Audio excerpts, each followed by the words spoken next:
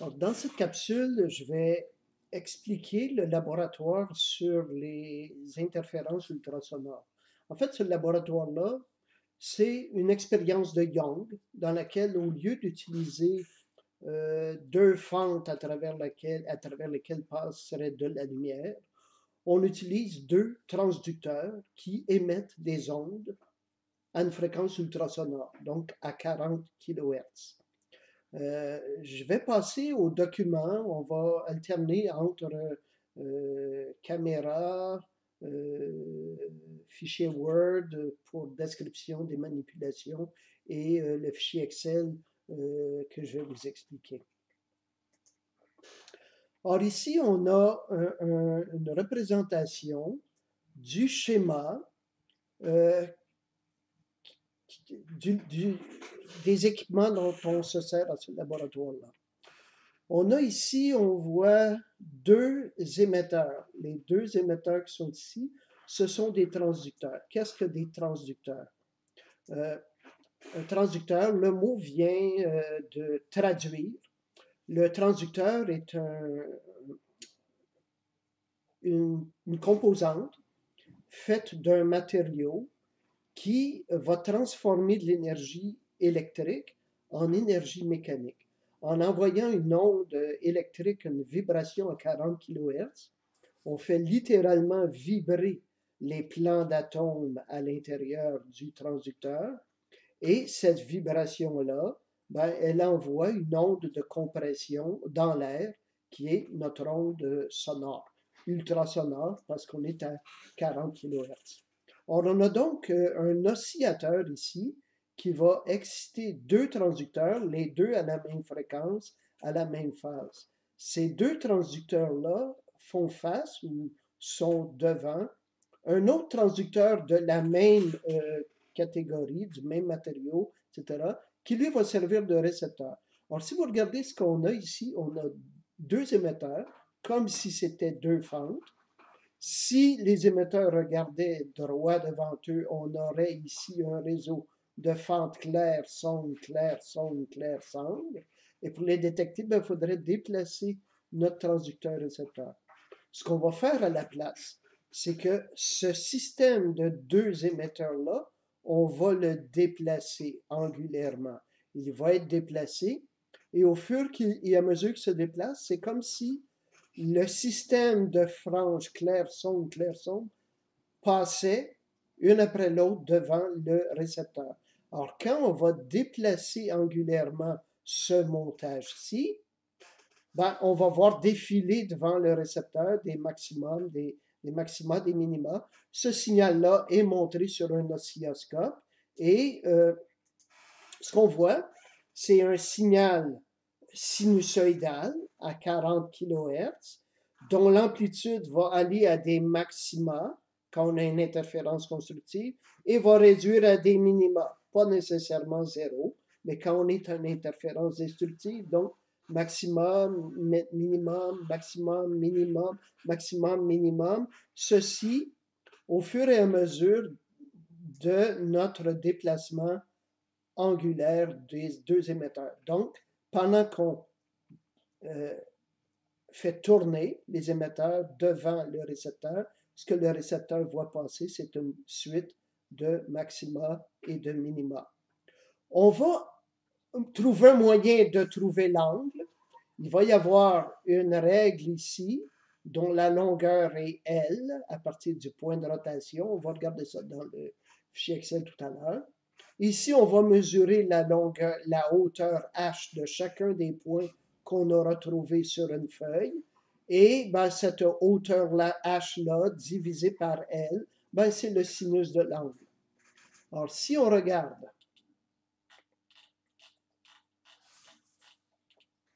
la théorie ici un peu, je vais refaire un autre petit curseur. Si on regarde la théorie ici, la distance L, on a nos deux émetteurs ici, séparés par la distance D.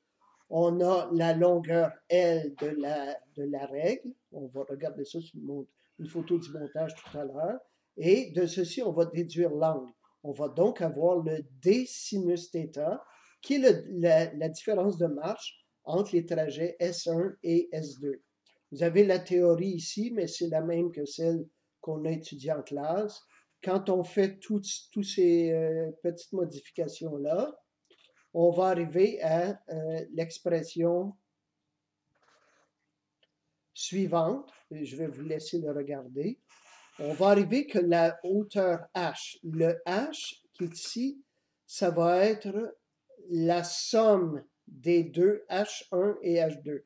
Parce qu'on va regarder des interférences constructives ou destructives d'un côté, qui va être positif, et de l'autre côté, qui va être négatif. Quel côté est positif, quel côté est négatif, c'est tout à fait indifférent. Mais quand on va regarder la somme des H1 plus H2, c'est ça qu'on va appeler grand H dans notre tableau tout à l'heure. Pourquoi le mesure-t-on des deux côtés? Bien, tout simplement parce qu'il se peut qu'il y ait des désalignements dans le système. Alors, si le système est un petit peu trop d'un côté, ça va être compensé en mesurant, en faisant en quelque sorte la moyenne des deux côtés. Alors ça va être la mesure, on va tirer de ça un graphique de h en fonction de n, où n est le numéro de l'ordre constructif ou destructif, et ça va être, le h va être égal à V2L df sur n, donc la pente de ce graphique-là va être V2L sur df. On va mesurer D, on a le F donné par l'oscilloscope, on va mesurer la longueur L et de la pente par un calcul, on va calculer la distance V du son, de l'ultrason dans l'air. On va également appliquer une théorie que vous allez retrouver à la section 3.2 de votre manuel très rapidement, qui dit que la vitesse du son dans l'air est égale à cette constante-ci, 20.07, fois la racine carrée de la température exprimée en degrés Kelvin. Il y aura une incertitude sur la température et il y a une incertitude sur cette constante-là. Donc ici, on a deux paramètres dans nos calculs d'incertitude. Et là, on a la pente, on a L, on a D, on a F, on a donc 4 paramètres dont il va falloir tenir compte dans vos calculs d'incertitude au moyen du calcul différentiel. OK, alors je vais aller de ce pas. On va regarder une photo du montage tel qu'il vous serait apparu. Alors, vous avez l'oscillateur qui est relié aux deux émetteurs. Les deux émetteurs sont ici. Vous avez l'oscilloscope qui, lui, est relié au récepteur. L'oscilloscope, ça transforme, ça nous donne le signal électrique en fonction du temps. Donc, ça fait un graphique en temps réel. Vous avez ici la flèche. La flèche, on la voit de bois. La longueur L, c'est cette mesure-là entre le point de rotation et le bout de la flèche, là où on déposerait des points sur le papier. Au fur et à mesure qu'on ferait tourner ceci, on déposerait des points sur le papier chaque fois qu'on trouve un maximum ou un minimum. Alors ça, c'est le montage tel qu'il se serait présenté à vous. On va revenir ici sur la théorie un tout petit peu. Or, si on a un maximum ou des maxima, ben on va avoir un n qui est un entier, 0, 1, 2, 3. Pour les minima, on va avoir des n demi-entiers. Alors, je vais aller regarder maintenant le tableau Excel.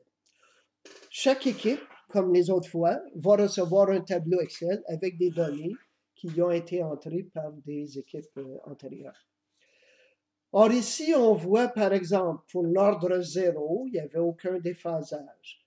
Pour l'ordre 0.5 ou le moins 0.5, ben, on voit qu'il y a une petite différence. Ici, il y a 2.2 cm du côté qu'on a appelé négatif et 1.7 cm du côté positif. Ici, c'est le premier ordre destructif. Ensuite, on a le premier ordre constructif de part et d'autre, deuxième ordre destructif de part et d'autre, et ainsi de suite. À chaque fois, la fréquence a été prise 42 000, ici 150, 148, il y a donc des variations. L'incertitude à chaque mesure est de 10, mais ici, la fréquence, ça va être évidemment la moyenne. Pour l'incertitude, ben, ça va être 7, ce minimum-là, 10, plus l'écart entre le max et le min de toutes ces fréquences-là. Le grand H qui est ici, ben, ça va être par exemple le 0,5, ça va être le moins 0, ça va être la valeur absolue, donc 0,022 plus celui du 0,5 plus 0,017. Pour le 1, ben, ça va être le 0,039 plus le 0,040. Et vous allez calculer vos incertitudes pour la longueur. Pour les incertitudes sur les distances, vous pouvez trouver ça dans les premières feuilles de votre guide des travaux pratiques. La distance D, elle est donnée ici.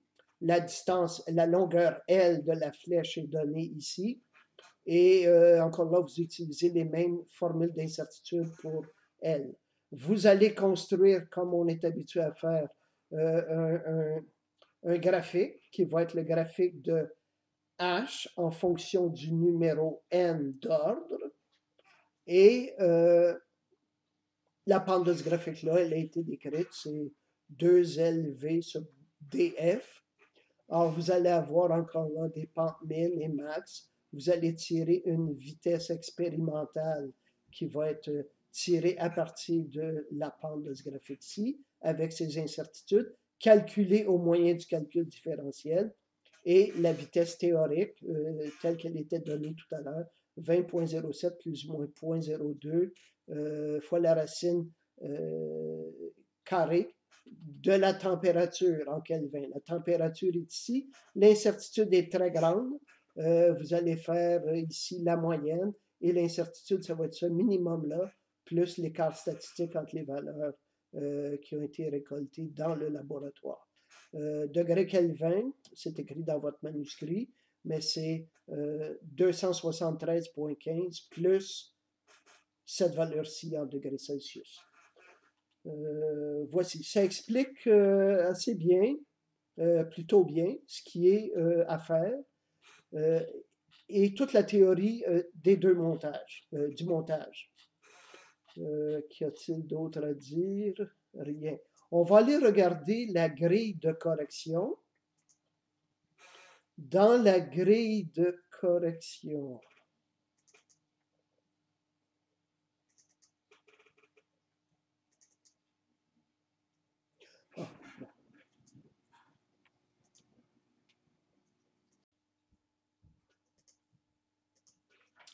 bon, alors nous voici à la grille de correction.